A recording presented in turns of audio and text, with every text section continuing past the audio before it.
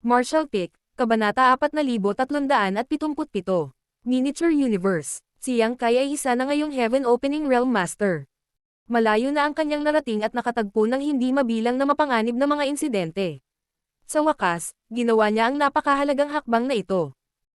Umaalon-alon ang kanyang emosyon sa kanyang puso, at habang inaalala ang lahat ng kanyang pinagdaanan, hindi niya maiwasang magpakawala ng mahabang dagandong upang ipahayag ang kanyang pananabik. Napakalakas ng kanyang dagandong na tila nanginginig ang buong kawalan. Hanggang sa sandaling ito ay nagkaroon siya ng oras upang suriin ang sarili niyang miniature universe. Ang pagpapadala ng kanyang kamalayan sa loob, ang buong miniature universe ay lumitaw sa kanyang isip. Ang una niyang nakita ay isang dambuhalang sinaunang puno. Ang korona ng puno ay nakaunat na parang isang napakalaking payong at tila natatakpan ang buong kalangitan. Lubhang mayamang sigla ang lumabas mula sa bawat bahagi ng puno habang nagbibigay ito ng buhay sa miniature universe. Sa sandaling iyon, napagtanto niyang Kai na ito ay ang divine manifestation ng kanyang Tall-Earring Evergreen sa kanyang miniature universe. Naunawaan niya ang Tall-Earring Evergreen mula sa kanyang wood element power, na nagmula sa asensya ng Immortal Tree. Sa makatuwid, ang divine manifestation na ito ay may kinalaman sa Immortal Tree. Nang mapagtanto na may anino sa ilalim ng puno, nagulat siyang Kai saglit bago tumangala. Doon, isang nakasisilaw na gintong araw ang nakasabit sa kalangitan. Tumunog ang mga baka na tila may tatlong paa na kakaibang ibon na lumilipad sa loob ng araw. Ang anino sa ilalim ng puno ay dulot ng matinding sikat ng araw. Ito ay ang manifestasyon ng kanyang Golden Crow casts the sun. Itinaas niyang Kai ang kanyang noo dahil hindi niya inaasahan na magiging ganito ang hitsura ng kanyang miniature universe. Bukod doon, parang may naintindihan siya sa sandaling iyon. Habang kumikislap ang kanyang mga iniisip, tila mabilis na bumilis ang oras sa miniature universe. Ang nagniningning na araw sa kalangitan ay naglakbay sa kalangitan, naglalaho sa kabila ng abot tanaw habang ang isang bright moon ay tumaas mula sa kabilang panig.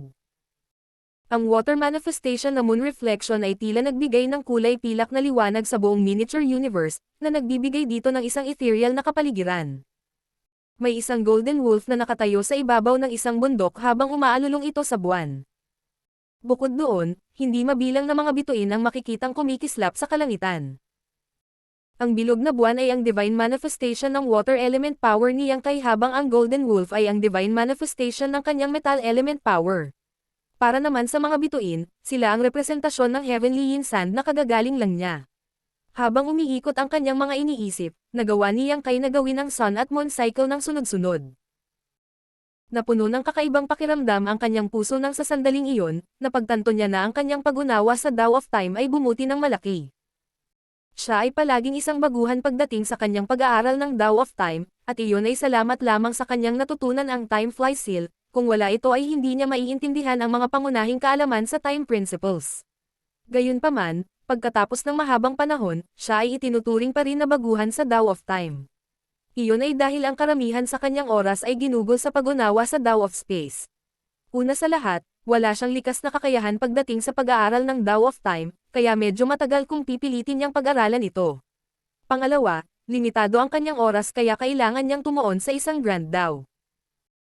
Mayroong hindi mabilang na mga Grand Tao sa universe, ngunit habang ang pagiging bihasa sa marami ay may mga pakinabang nito, ang pagmaster ng isa ay mas mabuting pagpipilian pa rin.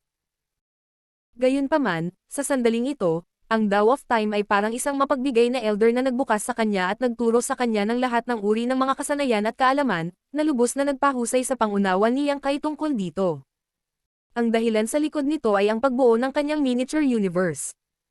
Wala siyang alam tungkol sa miniature universe ng ibang tao, ngunit sa kasalukuyan, mayroong araw, buwan, at bituin sa kanyang miniature universe. Tulad ng mga makalangit na bagay na ito na gumagalaw sa walang katapusang ikot, tulad ng isang umaagos na ilog ng panahon.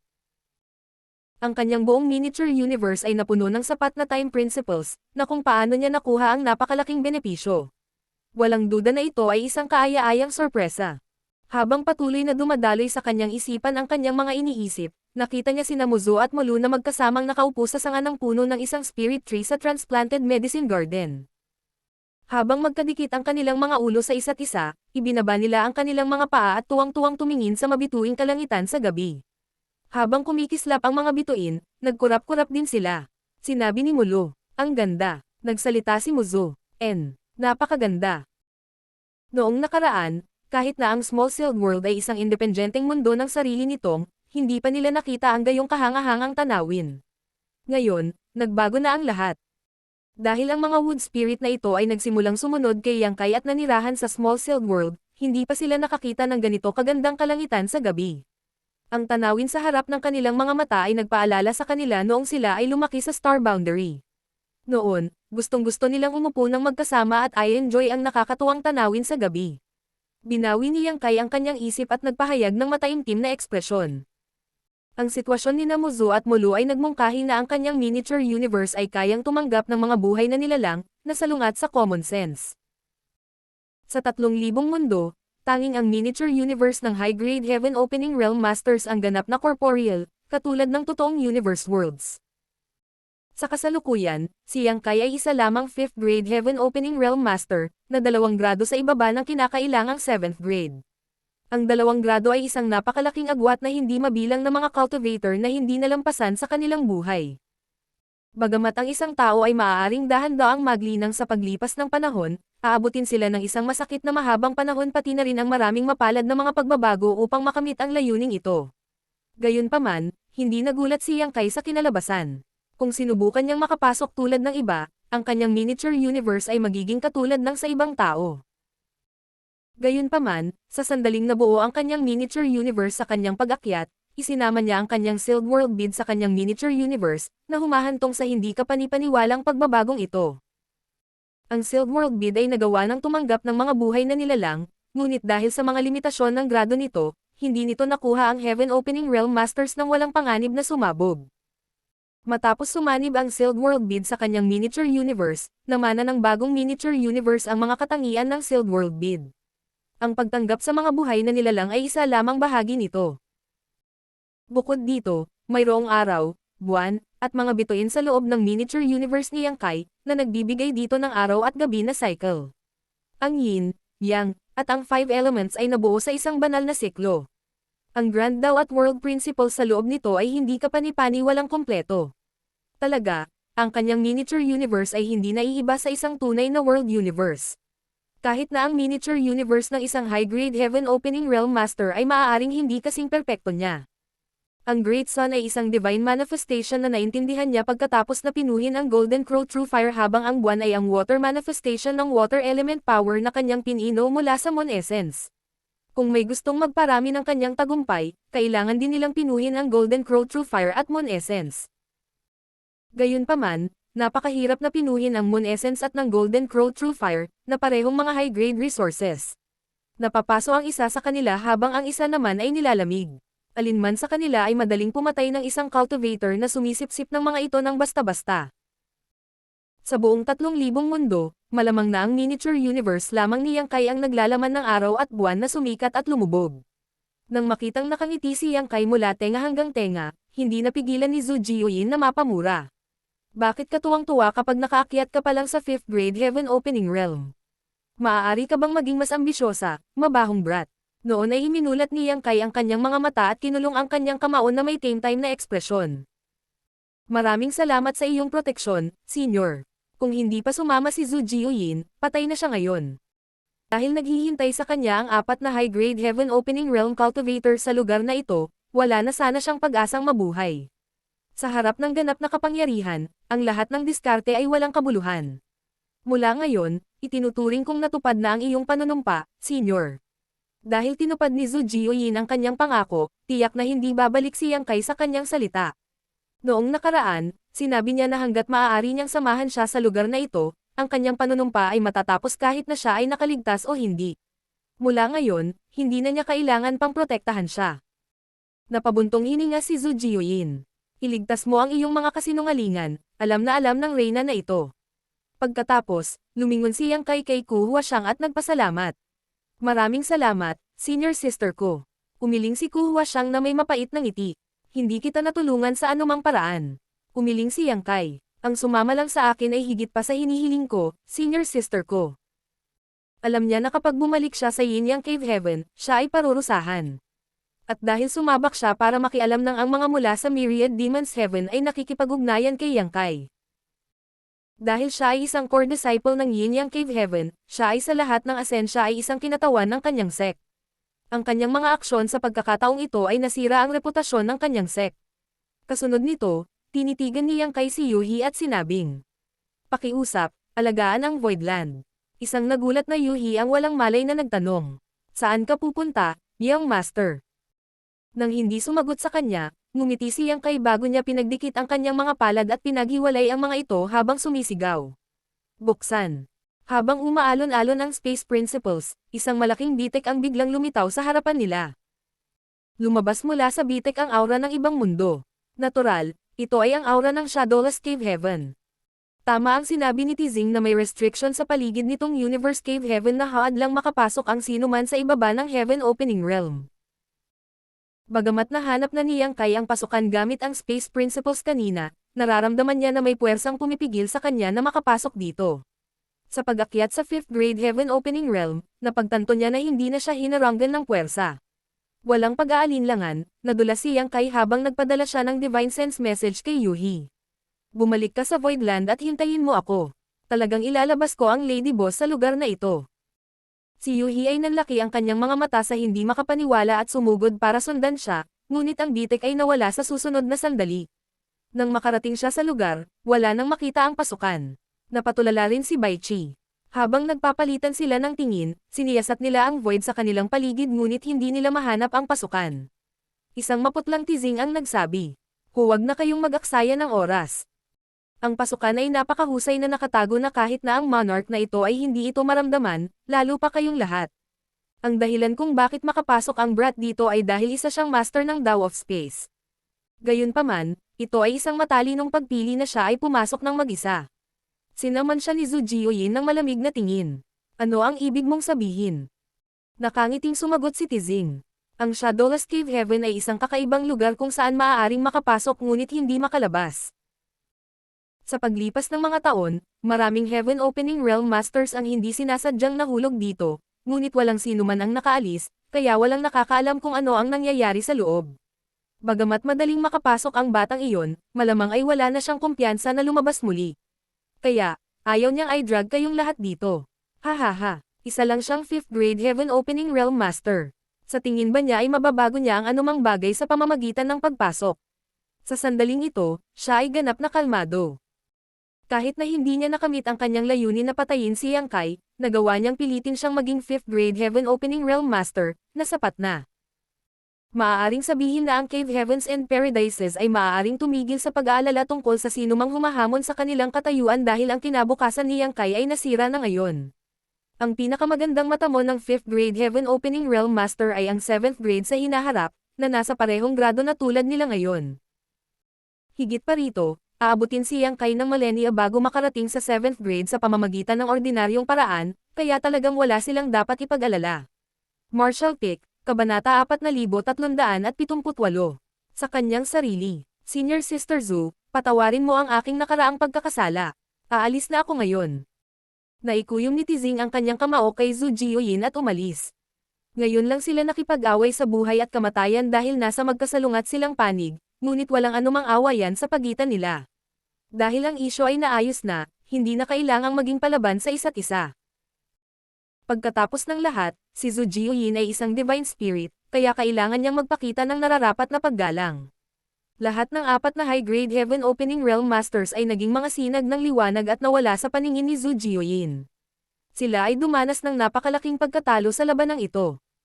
Maliban sa kanilang sariling mga pinsala, ang mahigit 20 mid-grade Heaven Opening Realm Masters na dinala nila ay maaaring napatay o nahuli ng Black Crow Divine Monarch. 5 o 6 lamang sa kanila ang nakaligtas. Ang mga pagkalugi na ito ay itinuturing na masakit para sa Cave Heavens at Paradises. Hindi naging madali ang pag-aalaga ng 5th grade at 6th grade Heaven Opening Realm Masters dahil tumagal ito ng mahabang panahon at hindi mabilang na mga mapagkukunan. Hinahanap pa rin ni Yuhi at Baichi ang pasukan ng Shadowless Cave Heaven habang patuloy silang nag-inspection sa lugar ngunit walang resulta. Dapat na may paraan si Tizing at ang iba pa para buksan ang portal, kung hindi, hindi nila maaaring gawin ang Lady Boss na mahulog dito sa isang angkop na oras. Walang paraan na sasabihin sa kanila ni Tizing kung paano ito bubuksan, kaya walang saysay na tanungin siya tungkol dito. Pagkaraan ng ilang sandali, bumantong hininga si Zhu Jiuyin at sinabing, "Huwag na kayong mag-aksaya ng oras. Ang portal ay napakahusay na nakatago na kahit ang reyna na ito ay walang maramdaman, kaya walang paraan na kayong dalawa ay makakahanap ng kahit ano kahit na patuloy kayong naghahanap. Wala ka ring nararamdaman, Senior." Natigilan si Bai Qi. Kung hindi rin ito maramdaman ni Zhu Jiuyin, walang paraan na magagawa nila ni Yuhi. Pagkatapos ng mahabang buntong hininga, tumingin siya sa direksyon na nawala si Yang Kai at nahulog sa isang masilaw na estado. Upang mailigtas ang Lady Boss, naglakbay si Bai Qi sa Voidland upang ipaalam kay Yang Kai ang tungkol sa insidente.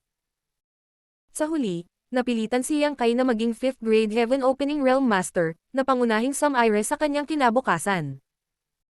Ngayon, siya ay nag-isa na pumunta sa Shadowless Cave Heaven, at walang nakatitiyak kung makakalabas siyang muli. Ang lahat ng mga resultang ito ay nagdulot kay Bai Qi na labis na nagkasala. Huminto si Yuhi sa paggawa habang ang kanyang mga mata ay puno ng pagkabalisa at pag-aalala. Lumapit si Ku Huaxiang at inaliw siya sa pagsasabing, si Junior Brother Yang ay isang tao na maaaring lumikha ng mga himala na hindi man lang pinangarap ng iba. Dahil nagpasya siyang pumasok ng mag-isa, dapat ay mayroon siyang sariling mga pagsasaalang-alang at mga plano. Tiyak, alam iyon ni Yuhi. Tulad ng sinabi ni Tizing, wala pang nakakalabas sa Shadowless Cave Heaven sa mga nakaraang taon, kaya walang nakakaalam kung ano ang nangyayari sa loob. Malamang na nag-aalala si Yang Kai na walang makakalabas sa kanila kung sabay silang pumasok, kaya nagpasya siyang pumasok ng mag-isa. Bilang master ng Dao of Space, kung hindi niya mahanap ang paraan palabas, walang kwenta ang iba na sumama sa kanya. Tara na, sabi ni Zhu Jiuyin. Nalungkot siya na napilitan si Yang Kai na maging 5th grade Heaven Opening Realm Master sa araw na ito, at sumabak pa siya sa Shadowless Cave Heaven, kaya hindi sigurado kung magkakaroon sila ng pagkakataong magkita muli. Dahil naalis na niya ang sumpa na pumipigil sa kanya, nakadama siya ng lubos na kagaanan ngayon. Ang problema ngayon ay kung paano niya ipapaliwanag ang bagay na ito kay Shan Qingluo pagbalik niya. Sumakit ang ulo niya na iniisip lang ang dalagang padalos-dalos na nagpasya na pumunta dito para hanapin siya. Talagang pinahahalagahan niya itong junior niya na may source mula sa kanyang angkan. Makakabalik muna kayong lahat, kailangan kong hintayin si Young Master dito. Malumanay na sagot ni Yuhi. Kahit na hindi siya makasama ni Yang Kai, determinado siyang maghintay sa kanyang pagbabalik kahit na aabutin siya ng 1 buwan o 1 siglo. Ano ang silbi ng paggawa niyan? Sumigaw si Zhu Jiuyin. Bago siya umalis, sinabihan kanyang bumalik sa Voidland at alagaan ang kanyang sect. Anong silbi ng pagtagal mo dito? Ang Voidland ay nasa yugto pa rin ng pag-unlad nito at walang makapangyarihang master na mamumuno dito ngayon. Kailangang pamahalaan ni Momei ang Star City, kaya sino ang maaaring mag-alaga sa Voidland kung hindi ka babalik? Kung talagang gusto mong tulungan ang brat na iyon, bumalik at tulungan siyang pamahalaan ang Voidland ng maayos. Hindi ba't mas mabuti kung babalik siya balang araw at makakita siya ng isang maunlad na sekta kaysa sa isang tiwangwang? Pagkatapos ng ilang sandali ng katahimikan, sumagot si Yuhi sa maliit na boses. Tama si Senior. Nang makitang handa siyang makinig sa katwiran, tumanggo si Zhu Jiuyin bilang kasiyahan. Tara na. Ilang sandali pa, sinundan nilang 4 ang nakaraang ruta at umalis sa Shattered Heaven, pagkatapos ay nagpaalam si Ku Huaxiang sa kanila. Bagamat hindi niya kinatawan ang kanyang sekta nang sundan niya si Yang Kai sa lugar na ito, talagang nagdulot siya ng ilang kaguluhan. Sa makatuwid, kinailangan niyang bumalik sa Yinyang Cave Heaven at tanggapin ang kanyang kaparusahan. Malamang na hindi siya makakaalis sa kanyang sect ng ilang sandali. Samantala, isang figure ang mabilis na bumaril patungo sa territory gate sa Shattered Heaven. Namumula ang mukha ng tao habang umuubo paminsan-minsan. Bukod sa tumutulo pa rin ang dugo sa gilid ng bibig niya, gulo na gulo ang aura niya. Siya ay walang iba kundi si Tizing. 4 na high-grade Heaven Opening Realm Masters ang nagsanib puwersa para harapin si Zhu Jiuyin, ngunit ang resulta ng matinding labanan na iyon ay ang magkabilang panig ay nasugatan. Bagamat nagtamo nga si Zhu Jiuyin ng malubhang sugat, ang 4 na high-grade Heaven Opening Realm Masters ay hindi gumaling. Si Tizing ay nasa napakasamang kalagayan dahil si Zhu Jiuyin ay nagalit sa kanyang nakakahiyang pananalita sa kanya, kaya karamihan sa kanyang mga pag-atake ay nakatarget sa kanya Tizing sa panahon ng labanan. May mga pagkakataon pa nga na muntik na siyang mawalan ng buhay. Sa isang mapait na ngiti, naisip ni Tizing kung gaano talaga kahirap makitungo sa isang mature na Divine Spirit. Siya ay isang 7th grade Heaven Opening Realm Master, ngunit kung lalaban siya ng one-on-one na laban kay Zhu Jiuyin, malamang na mawalan siya ng buhay sa loob ng isang incense stick. hindi pa siya nasugatan ng ganito kalubha. Ang mga sugat sa laman ay hindi mahalaga dahil sila ay gagaling sa huli, ang problema ay ang kanyang miniature universe. Ang matindihan ay nagpapahina sa kanyang miniature universe at naging sanhi ng kanyang world force na maging magulo. Ngayon, kailangan na niyang maghanap ng lugar para patatagin ang kanyang miniature universe. Kung hindi, siya ay may iwan na may malalaking problema sa hinaharap. Ang kanyang sitwasyon ay katulad ng naranasan ni Baichi kamakailan. Ang dahilan kung bakit nakaligtas si Baichi sa panganib ay dahil nakainom siya ng Star Gathering Universe Pill. Kung mayroon ding Star Gathering Universe Pill sa ngayon, makakatulong ito na maibsan ang problema ni Tizing. Si Baichi ay isang 5th grade Heaven Opening Realm Master, kaya isang tableta lang ay sapat na para ayusin ang kanyang sitwasyon. Sa kabilang banda, si Tizing ay isang 7th grade Heaven Opening Realm Master, kaya mangangailangan siya ng higit pang mga table tasks. Sa kasamaang palad, napakahirap na pinuhin ang mga naturang table tasks, kaya't laging kakaunti ang mga ito sa merkado. Noon, nagbayad si Yang Kai ng napakalaking halaga para makahanap ng alchemist na magpipino ng tableta. Kaya, kahit na si Tizing ay isang 7th grade Heaven Opening Realm Master, wala siyang ganoong tableta sa kanya. Higit pa rito, hindi niya inaasahan na kakailanganin niya ang gayong tableta balang araw. Kung alam lang niya, naghanda na siya ng maaga. Sa kasalukuyan, nakipaghiwalay na siya sa iba pang 3 masters. Siya ay nagkunwaring kalmado at walang pakialam upang walang makapagsabi kung gaano kalubha ang kanyang mga pinsala. Gayunpaman, ngayong nag-iisa na siya, hindi na niya naitago ang kanyang kalagayan. Ang kanyang miniature universe ay patuloy na nanginginig habang ang umaalingaw-ngaw na world force ay naging sanhi ng pag-agos ng kanyang dugo. Bigla siyang tumingin sa gilid at sumigaw. Sino ang pumunta doon? Pagtingin niya sa itaas, nakita niya ang isang taong pinaliligiran ni Demon Chi na mabilis na papalapit sa kanya. Matiim na tumitig si Tizing at nakita ang Demon Chi, at nang maaninag niya ang mukha ng tao, natahimik siya. Nang makarating ang tao kay Tizing, kinuyam niya ang kanyang kamao at binati. Master. Bahagyang tumango si Tizing, pagkatapos ay bigla siyang umungol at umubo ng dugo. Gulat na tanong ng tao. Nasugatan ka ba, Master? Kinawian ni Tizing ang kanyang kamay at sumagot. Okay lang ako. Nasaan ang iba? Sinabi ng tao sa mapait na boses. Wala na silang lahat. Ako lang ang nakatakas. Kanina pa kami hinahabol ni Black Crow Divine Monarch kaya wala kaming choice kundi tumakbo at magtago. Nung naramdaman ko ang aura mo ngayon lang ako lumapit sa'yo. Nang marinig iyon, natahimik si Tizing. Sa pagkakataong ito, nagpadala ang Myriad Demons Heaven ng 7 mid-grade Heaven Opening Realm Masters, ngunit isa lamang sa kanila ang nakaligtas sa huli, na isang kumpletong trahedya. Lihim siyang nanumpa na mahuhuli niya ang Black Crow balang araw at ipaalam sa kanya ang mga kahihinatnan ng pagkakasala sa kanya. Pagkatapos, tinitigan niya ng malalim ang tao at sinabing, ang swerte mo. Ang taong nasa harapan niya ay isa lamang 5th grade Heaven Opening Realm Master. Ang dalawang 6th grade Heaven Opening Realm Masters ay namatay na, ngunit ang 5th grade na batang ito ay nakaligtas. Nahihiyang sumagot ang tao, masyado akong mahina, kaya hindi agad ako pinuntirya ng Black Crow. Marahil iyon ang dahilan kung bakit nagkaroon ako ng pagkakataong tumakas. Sa sandaling iyon, muling umungol si Tizing. Bukod sa mga labi niya ay may tumutulo ding dugo mula sa kanyang mga mata at butas ng ilong, na labis na ikinalungkot niya.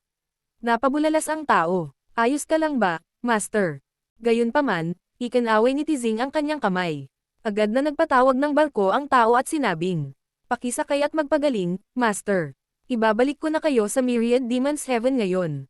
Tumango si Tizing at pumasok sa barko. Matapos makahanap ng isang lihim na silid, binuksan niya ang mga hadlang sa paghihiwalay, umupo ng naka-cross-legged at pinalamanan ang ilang mga table tasks sa kanyang bibig. Habang inalis niya ang laman ng kanyang isipan at ipinapaikot ang kanyang secret art, sinubukan niyang ayusin ang kaguluhan sa kanyang miniature universe. Ang kanyang mga sugat ay hindi magagamot sa maikling panahon, kaya kahit na bumalik siya sa Myriad Demons Heaven, aabutin siya ng 3 hanggang 5 taon para ganap na gumaling. Samantala, ang 5th grade Heaven Opening Realm Master mula sa Myriad Demons Heaven ay tahimik na nakatayo sa deck habang lumilipat ang barko patungo sa isang lugar sa Shattered Heaven. Habang umaalunalan si Demon Chi, isang maliit na bahagi ng fog ang lumutang palayo at nagpakita ng isang pares ng maalab at mapang-akit na mga mata. Hindi nagtagal, isang pakiramdam ng determinasyon ang sumilay sa kanyang mga tingin habang nasa ilalim ng Demon Chi. Ang tao ay nagkurba ng kanyang mga labi sa isang mabangis na ngiti. Makalipas ang isang oras, si Tizing, na nagpapagaling sa secret room, ay naalarma habang nagmamadaling imulat ang kanyang mga mata. Ang isang 7th grade Heaven Opening Realm Master na tulad niya ay may hindi kapani-paniwalang matalas na intuition, kaya madalas siyang nakatuklas ng panganib bago pa man ito mangyari sa kanya. Bago niya maisip kung ano ang nangyayari, nakarinig siya ng pagsabog at marahas na yumanig ang barko. Ang barko ay hinampes at malapit ng sumabog. Sa pagkaunawang iyon, umungal si Tizing at bumaril habang ginagamit niya ang kanyang napakalaking kapangyarihan upang itaboy ang mga shrapnel sa paligid niya. Nang subukan niyang alamin kung ano ang nangyari, naramdaman niya ang isang marahas na puwersa na dumarating sa kanya mula sa lahat ng direksyon, na naging sanhi ng pag-spray niya ng isang subo ng dugo. Kahit na malakas ang pagsabog, hindi ito posibleng makapinsala sa kanya. Ang dahilan kung bakit siya nahulog sa ganoong estado ay dahil siya ay nag-ambala habang siya ay nasa isang meditative na estado. Ang mga ito ay hindi pangkaraniwang mga pinsala dahil ang kanyang miniature universe ay na-destabilize, kaya hindi siya maaaring magambala habang sinusubukang patatagin ang mga ito.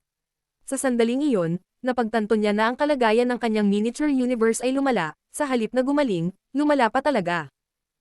Habang si Tizing ay tumingin-tingin sa paligid na parang tulala, nakita niya ang isang figurine na napapalibutan ng Demon Chi na lumilipad sa kanya pabalik. Martial Pick, Kabanata 4379. Ang haring ito ay, ang tao ay ang tanging nasasakupan ni Tizing na nakaligtas. Hindi tiyak kung anong uri ng pag-atake ang dinanas niya, ngunit sa sandaling ito, nag-i-spray siya ng isang subo ng dugo at nagluluksa sa kawalan na parang sako. Master, takbo, nag-ambush si Black Crow, bulalas ng tao, Black Crow. Si Tizing ay parehong nagulat at nagalit. Kung siya ay nasa pinakamataas na kalagayan, siya, isang 7th grade Heaven Opening Realm Master, ay natural na hindi matatakot sa Black Crow. Gayunpaman, sa sandaling ito, ang kanyang miniature universe ay nasa isang hindi matatag na estado, kaya't hindi niya nagawang makipaglaban sa sinuman.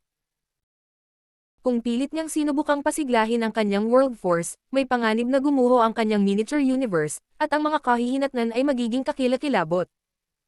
Nakaramdam siya ng sama ng loob, sa pag-aakalang alam ni Black Crow na siya ay nasa isang kakilakilabot na kalagayan, kaya sinamantala ng huli ang pagkakataon at inatake siya. Walang duda na ang Black Crow ay isang kasuklam-suklam na tao. Matapos mag-alinlangan sa pagitan ng pag-aaway at pagtakas saglit, nagngagat si Tizing ng kanyang mga ngipin at tumalikod para umalis. Sa kasalukuyan, ang Black Crow ay may maraming makapangyarihang Heaven Opening Realm Masters na nagtatrabaho para sa kanya, at siya mismo ay isang master na muling isinilang sa pamamagitan ng pag-agaw sa katawan ng iba, kaya malamang na marami siyang mapanganib na pamamaraan sa kanyang pagtatapon. Isang hanggal na desisyon kung magpasya si Tizing na manatili dahil baka mawalan siya ng buhay dito. Sa sandaling iyon, lubos siyang nakaramdam ng inis. Kung hindi lang siya nasaktan, hindi sana siya inapi ng mas mahina sa kanya. Hindi pa siya nakaramdam ng ganitong kahihiyan sa buhay niya. Habang siya ay nalilito pa rin sa kanyang pag-iisip, si Tizing ay biglang nakarinig ng sunod-sunod na mahinang mga hampas, pagkatapos ang kanyang buong katawan ay nanginig na parang may tumagos sa kanyang depensa at umabot sa kanyang mahahalagang puntos. Kasunod ng matinding sakit, napagtanto niya na mahirap para sa kanya na gamitin ang kanyang lakas, at maging ang kanyang figure ay nanigas. Isang kamay ang tahimik na tumagos sa kanyang katawan mula sa likuran at humawak sa kanyang puso. Nanlaki ang mga mata ni Tizing sa galit habang nakatali siya sa lugar. Nahihirapan, lumingon siya at nakita ang isang mukha na natatakpan ng Demon Chi, pagkatapos ay nagdilim ang kanyang ekspresyon. Ang Demon Chi ay nanghina at umalis bago ang isang nakangiti ngunit masamang mukha ay nahayag. Siya ay walang iba kundi ang tanging nabubuhay na subordinate ni Tizing. Noon napagtanto ni Tizing na siya ay itinayo ng kanyang sariling subordinate, na lubos na hindi maisip sa kanya. Tiyak, nalaman niya sa ngayon na ang Black Crow ay wala kahit saan, at ang taong ito ang nagpasabog sa barko ng mag-isa. Anong ginagawa mo, Mo Sheng? Tanong ni Tizing sa malungkot na boses. Mo Sheng, humalaklak ang lalaki, nagkakamali ka, ang haring ito ay hindi si Mo Sheng, matagal nang patay si Mo Sheng. Ginagamit lang ng haring ito ang kanyang katawan. Nakuha mo ang kanyang katawan. Bumagsak ang mukha ni Tizing nang may maalala siya. Maraming taon na ang nakalilipas, isang taong nagngangalang Mo Sheng ang biglang pumunta sa Myriad Demon's Heaven at sinabing siya ay disipulo ng sekta. Gayunpaman, hindi sinasadyang nahulog siya sa isang sealed world at nakulong sa loob ng maraming taon. Pagkatapos niyang makalaya mula sa lugar na iyon, agad siyang bumalik sa Myriad Demon's Heaven.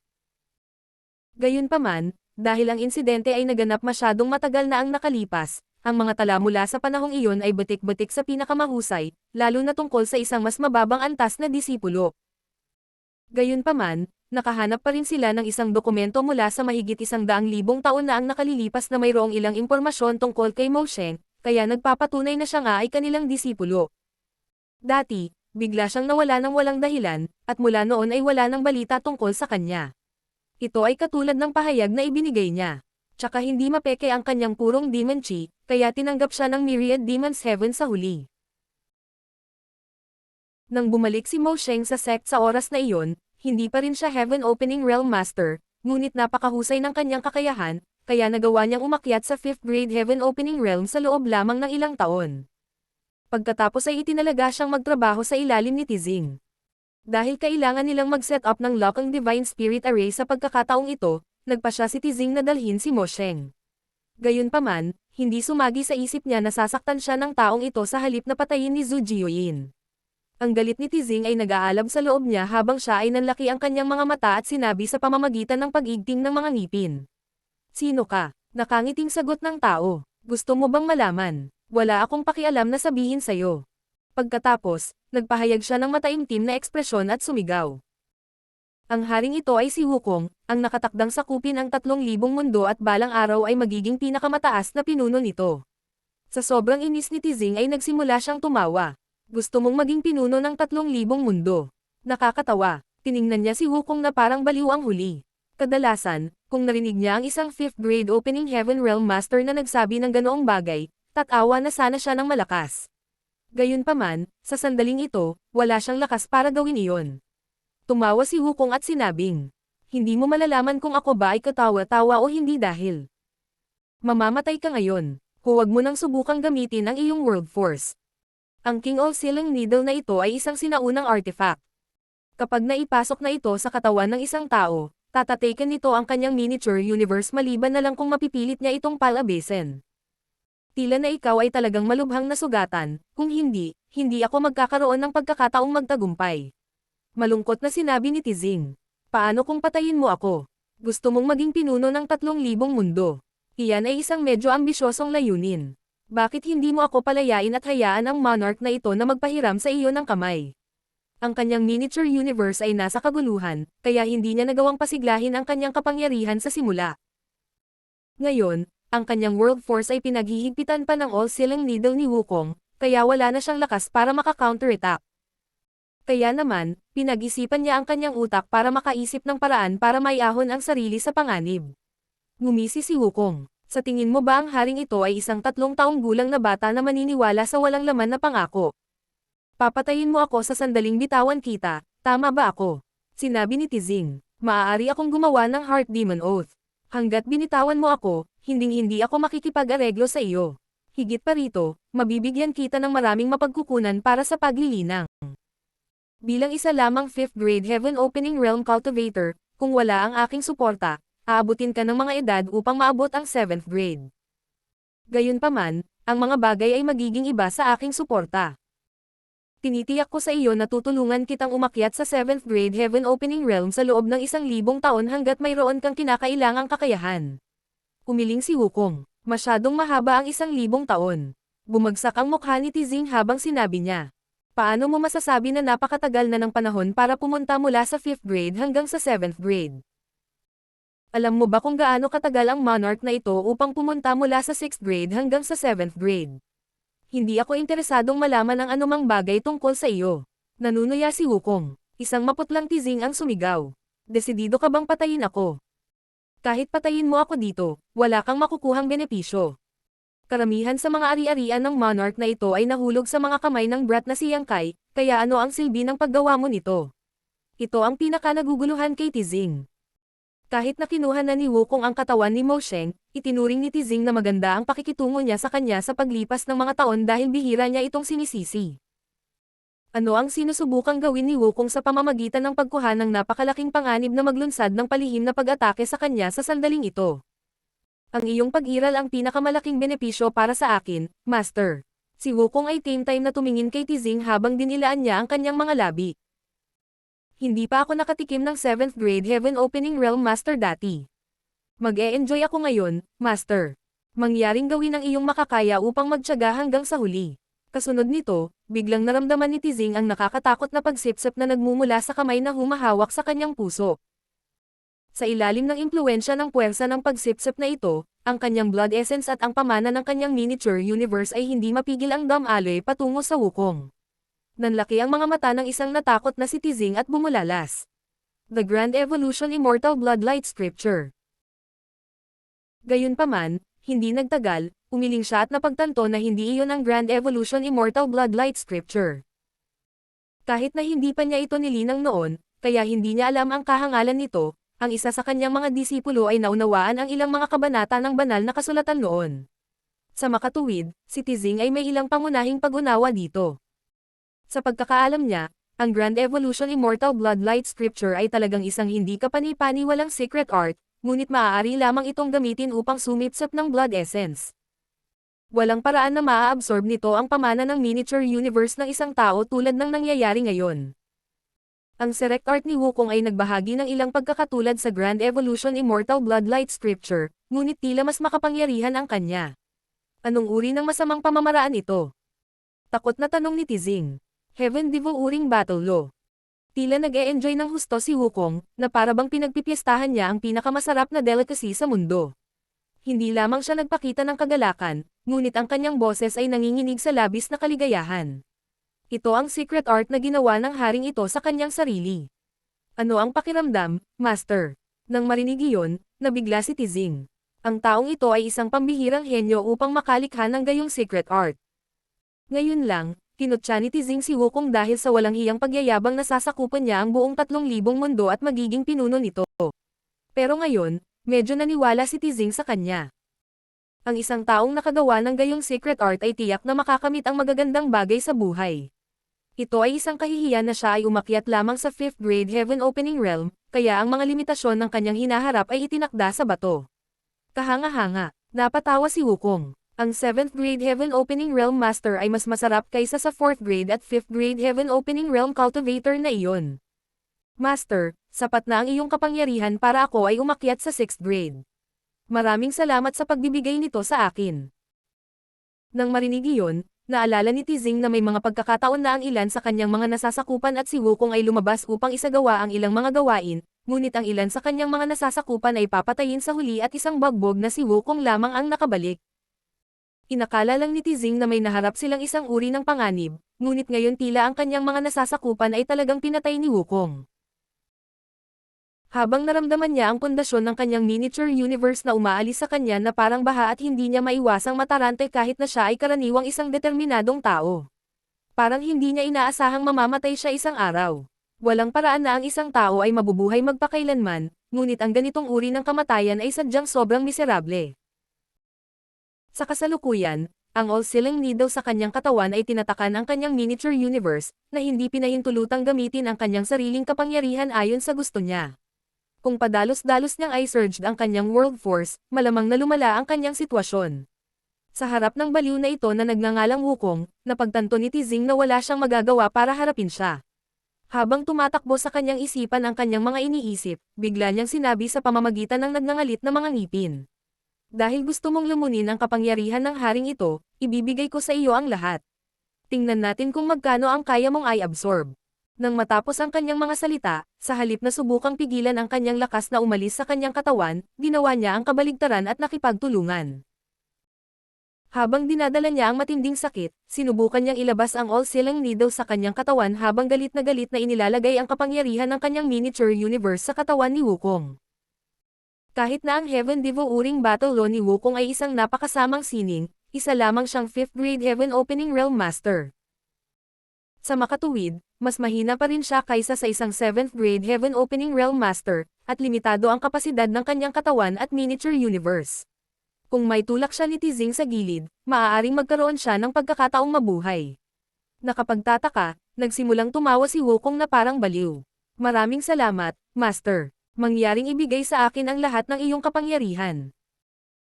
Habang nagsasalita siya, nabuo ang isang patong ng ambon ng dugo sa kanyang katawan, at maging ang lahat ng kanyang 7 butas ay nagsimulang dumyugo. Maliwanag na naapektuhan siya ng mga pagsisikap ni Tizing. Nang makita iyon, Nagdikit ang mga ngipin ni Tizing at ipinagpatuloy ang kanyang ginagawa para ipaglaban ang pagkakataong mabuhay. Martial Pick, Kabanata 4380. Anino na Cave Heaven. Makalipas ang kalahating araw, nawalan ng pag-asa si Tizing. Karamihan sa pundasyon ng kanyang miniature universe ay nawala. Kahit na huminto si Wukong sa pagsipsip ng kanyang lakas ngayon, ang kanyang paglilinang ay tiyak na uurong, at aabutin siya ng hindi mabilang na mga taon upang maibalik ito, kung posible man iyon. Sa kabilang banda, si Wukong ay namamaga ng husto pagkatapos sumipsip ng napakaraming kapangyarihan, ngayon ay parang isang higanteng mataba. Makikita ang world force na bumulwak mula sa kanyang mga pores at may dalang mga daloy ng dugo, na bumubuo ng makapal na patong ng ambon ng dugo sa kanyang katawan. Tila sisabog siya anumang oras dahil sa kanyang kawalan ng kakayahan na maglaman ng napakaraming kapangyarihan, ngunit sa totoo lang, tila wala siyang balak na huminto dahil baliw pa rin niyang ginagamit ang kanyang Heaven Devouring Battle Law para makuha ang kapangyarihan ni Tizing. Higit pa rito, sa paglipas ng panahon, mabilis na tumaas ang aura ni Wukong. 7 o 8 taon na lang ang nakalipas mula nang umakyat si Wukong sa 5th grade Heaven Opening Realm. Ang dami ng oras na ito ay karaniwang sapat lamang para sa isang cultivator na patatagin ang kanyang cultivation, ngunit sa kasalukuyan, si Wukong ay tila nasa tuktok ng 5th grade Heaven Opening Realm habang siya ay nagpapakita ng mga palatandaan ng paggamit ng isang tagumpay. Nang makita iyon, si Tizing ay natakot. Anong uri ng masamang pamamaraan itong Heaven Devouring Battle Law? Pinahihintulutan pa ba siya nito na mabilis na dagdagan ang kanyang paglilinang nang walang anumang mga sagabal? Nang walang sabi-sabi, galit na ipinakalat ni Wukong ang kanyang Heaven Devouring Battle Law at buong-buong hinigop ang mga huling labi ng miniature universe ng 7th grade Heaven Opening Realm Cultivator. Ang ganitong uri ng pagkakataon ay napakahirap makuha. Kahit na nakagawa na siya ng mga katulad na bagay noon, ang mga tina-target niya ay palaging 4th grade at 5th grade Heaven Opening Realm Masters. Ngayong may napakagandang pagkakataon, tiyak na ayaw niyang palampasin ito. Sa katunayan, lahat ito ay salamat kay Yang Kai na nagawa niyang magkaroon ng pagkakataong ito. Kung si Yang Kai ay hindi nagdala ng isang mature na divine spirit sa kanya na lubhang nasugatan kay Tizing, hindi magiging matagumpay ang palihim na pag-atake ni Wukong. Hindi sumagi sa kanyang isipan na magagawa ni Yang Kai na magdulot ng napakalaking kaguluhan sa 3,000 mundo ilang dekada lamang pagkatapos nilang maghiwalay, maging ang pinuno ng Voidland. Totoong hindi malilimutan ang isang taong may talento saan man siya magpunta. Pagkaraan ng 3 araw, huminto si Wukong sa pagpapakalat ng kanyang secret technique at huminga ng malalim upang pigilan ang kanyang namumuong sigla. Pagkatapos ng 3 araw ng tuloy-tuloy na pagsipsip, namamaga siya ng husto. Sa malayo, mas mukha siyang lobo kaysa tao. Umaagos pa rin ang dugo mula sa kanyang 7 butas habang umiikot ang ambon ng dugo sa paligid niya. Gayunpaman, ang kanyang aura ay mas malakas kaysa noong nagsimula siya. Walang duda na naabot na niya ang rurok ng 5th grade Heaven Opening Realm. Sa kabilang banda, ang paghinga ni Tizing ay napakahina. Ang kanyang tingin ay walang sigla at ang kanyang anyo ay nalante dahil ang kanyang miniature universe ay ganap na naubos. Sa kasalukuyan, nasa huling paa na siya. Kahit na nagpa siya si Wukong na huwag siyang patayin, malapit na siyang mamatay. Mayroon ka bang huling mga salita? Tanong ni Wukong sa malungkot na boses. Walang sabi-sabi, titig na titig si Tizing sa kanya. Tumanggo si Wukong. Paalam na, Master. Pagkatapos, ipinatong niya ang isang palad kay Tizing, na sumabog sa alikabok at sumabay sa hangin. Ang katotohanan na ang isang 7th grade Heaven Opening Realm Master ay nahulog sa ganoong kalagayan ay tunay na miserable. Matapos patayin si Tizing, agad na bumaril si Wukong patungo sa kailaliman ng Shattered Heaven. Hindi nagtagal, nakahanap siya ng Spirit Province at sumilip dito. Pagkatapos, nag-set up siya ng ilang spirit array na maaaring itago ang kanyang presensya at itakda ang Spirit Province na patungo sa kanyang destinasyon. Kasunod nyon, umupo siya na naka-cross legs at itinoon ang pansin sa pagpino ng kapangyarihang na-absorb niya. Busog na siya ngayon, kaya matagal bago niya matuno ang lahat. Kapag siya ay sumunod na umalis sa pag-iisa, siya ay magiging 6th grade Heaven Opening Realm Master. Siya ang lumikha ng Heaven Devouring Battle Law, at mula nang dumating siya sa 3,000 worlds, ilang beses niya itong binago at pinagbuti. Sa pamamagitan ng Heaven-defying secret art na ito sa kanyang mga kamay, maubos na lang niya ang kapangyarihan ng ilang Heaven Opening Realm Masters para madagdagan ang kanyang cultivation, kaya naman hindi niya pinansin ang pangako ni Tizing sa kanya.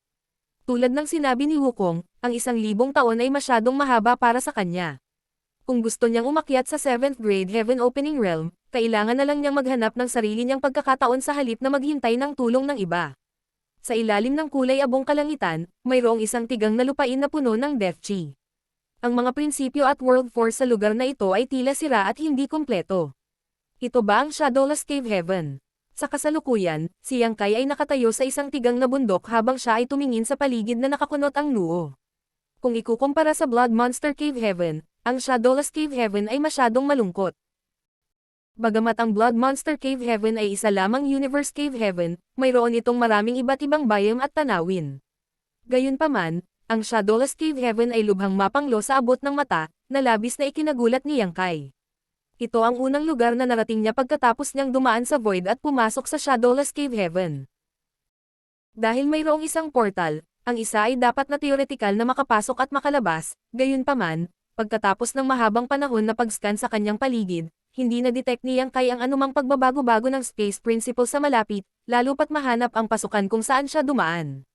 Sa madaling salita, kung gusto niyang umalis sa Shadowless Cave Heaven, kailangan niyang maghanap ng ibang labasan. Nasaan si Lady Boss? Laming-galing si Yang Kai sa paligid ngunit wala siyang nakita. Gayunpaman, dahil ang Shadowless Cave Heaven ay isa lamang Universe Cave Heaven, ang kalupaan nito ay hindi dapat may kumpara sa isang tunay na Universe World. Hanggat nandito ang Lady Boss, hahanapin niya ito balang araw. Bago pa man siya gumalaw, biglang may na-detect si Yang Kai at tumingin sa isang partikular na direksyon, para lang makita ang ilang figure na mabilis na papalapit sa kanya. Sa isang kisap mata, naabot na siya ng mga ito. May 3 tao sa kabuuan. Iminungkahi ng kanilang mga aura na lahat sila ay mga Heaven Opening Realm Masters na ang nangunguna ay isang nasa katanghaliang gulang na lalaki sa 5th grade, pagkatapos ay mayroong isang 4th grade na babae at isang 3rd grade na binata. Sa unang tingin, parang sila ay isang pamilya ng ilang uri. Gayunpaman, nang maabot ng isang cultivator ang Heaven Opening Realm, imposibleng masabi ang kanyang edad sa pamamagitan ng pagtingin sa kanyang hitsura. Sa makatuwid, hindi makasigurado si Yang Kai na magkamag-anak nga sila. Sinusubukan lang niyang hanapin ang Lady Boss nang makita niya ang mga taong ito, na ikinatuwa niya. Malinaw na nagdulot siya ng ilang kaguluhan nang pumasok siya sa lugar na ito, na umakit sa mga taong ito. Bago makapagtanong si Yang Kai ng anuman, pinalaki siya ng nasa katanghaliang gulang na lalaki at tinanong. Bago ka ba? Walang nakitang dahilan si Yang Kai para tanggihan ito, kaya tumanggaw lang siya. Oo, ang sabi ng nasa katanghaliang gulang na lalaki. Sa paghusga mula sa iyong aura, parang kakalusot mo lang.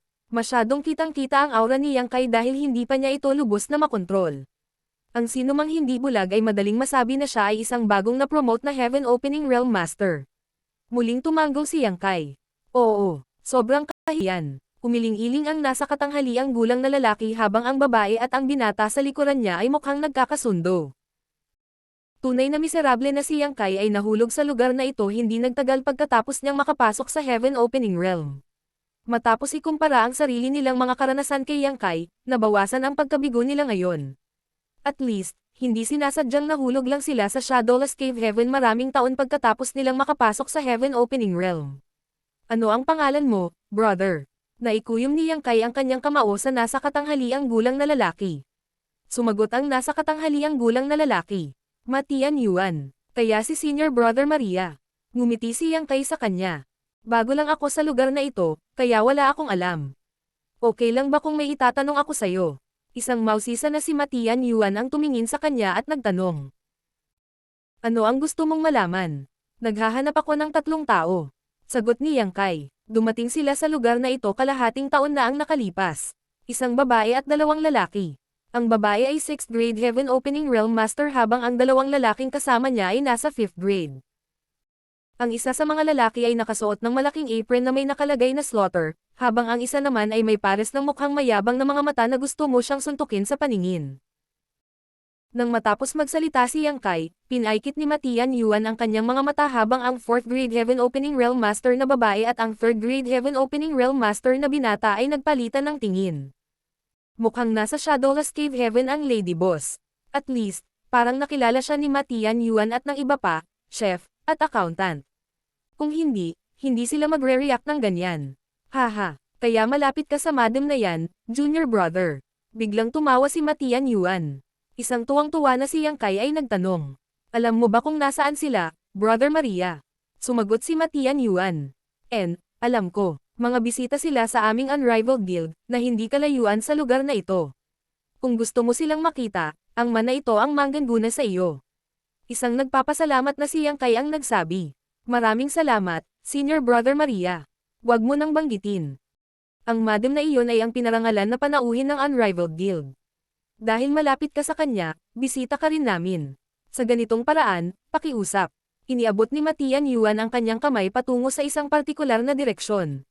Pagkatapos magpasalamat sa kanya ng isang beses, sinundan siya ni Yang Kai, siya mismo ay sinundan ng malapitan ng babae at ng binata.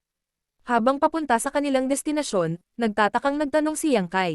Senior Brother Ma, unang araw ko dito, kaya wala akong alam sa lugar na ito. Anong uri ng lugar itong unrivaled guild? Ito ba ang iyong dakilang puwersa? Sumagot si Matian Yuan. Hindi ako mangangahas na sabihin iyon. Ang tatlong leader ng Unrivaled Guild ay pawang 6th grade Heaven Opening Realm Masters habang ang mana ito ay isa lamang 5th grade. Ako ay isang taong nagtatrabaho para sa mga pinuno, kaya hindi ako mangangahas na sabihin na ang Unrivaled Guild ay pag-aari ko. Isang gulat na tanong ni Yang Kai.